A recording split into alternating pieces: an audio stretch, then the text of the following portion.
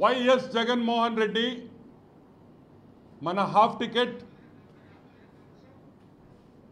ఈరోజు తిరుపతికి వచ్చి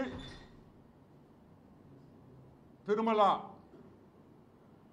నడక మెట్ల మీద నడిచి స్వామివారి దగ్గరికి వెళుతున్నాడనే విషయం మనకందరికీ తెలుసు. అసలు జగన్మోహన్ రెడ్డి హిందువా క్రిస్టియనా? ఇక్కడ పాయింట్ ఒకటే, జగన్మోహన్ రెడ్డి హిందువా క్రిస్టియనా?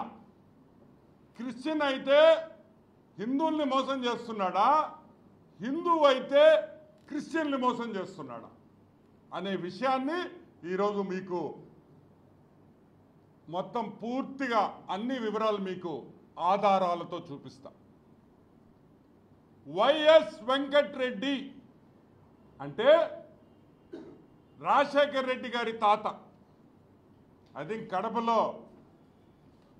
కడపలో జేజి తాత అంటారు, మా ఊర్లో తాత అంటాం మేము. వైఎస్ వెంకటరెడ్డి అనే వ్యక్తి, ఈయన వైఎస్ జగన్మోహన్ రెడ్డికి జేజి తాత. ఈ వైఎస్ వెంకటరెడ్డి ఒక ముఠా నాయకుడు. ఏం నాయకుడు? ముఠా నాయకుడు.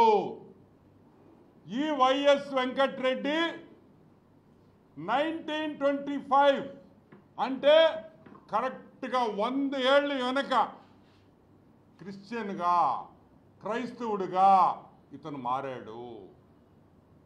ఈ ముఠా నాయకుడిలో మార్పు వచ్చి క్రైస్తవుడుగా, ఒక క్రిస్టియన్గా యేసు ప్రభువుని నమ్ముకొని ఇతను క్రిస్టియన్ అయ్యాడు. 100 ఏళ్ల ముందర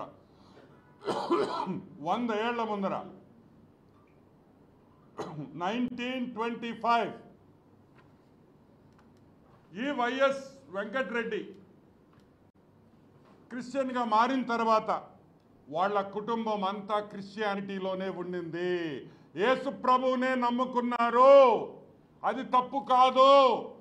ఎవరు ఏ రిలీజన్ని నమ్ముకోవాలన్నా, ఏ మతాన్ని ఎవరన్నా నమ్ముకోవాలన్నా అది వాళ్ళకి పూర్తి స్వేచ్ఛ భారతదేశంలో ఉంది అనే విషయం మనం అందరినీ గమనించాలి. ఓకే. జయమ్మ ఎవరు? సాక్షాత్తు వైఎస్ రాజశేఖర్ రెడ్డి తల్లి. ఆమె కూడా క్రిస్టియనే. నేను ఒకటే అడుగుతున్నా మిమ్మల్ని, ఒక్కసారి గుర్తుపెట్టుకోండి.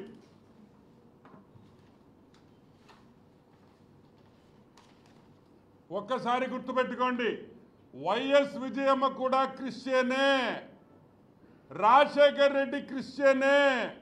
రాజశేఖర్ రెడ్డి శ్రీమతి పెద్దామి విజయమ్మ గారు, ఆమె కూడా క్రిస్టియనే. జగన్మోహన్ రెడ్డి క్రిస్టియనే. జగన్మోహన్ రెడ్డి భార్య క్రిస్టియనే. జగన్మోహన్ రెడ్డి చెల్లి క్రిస్టియనే. నేను అడుగుతున్నాను,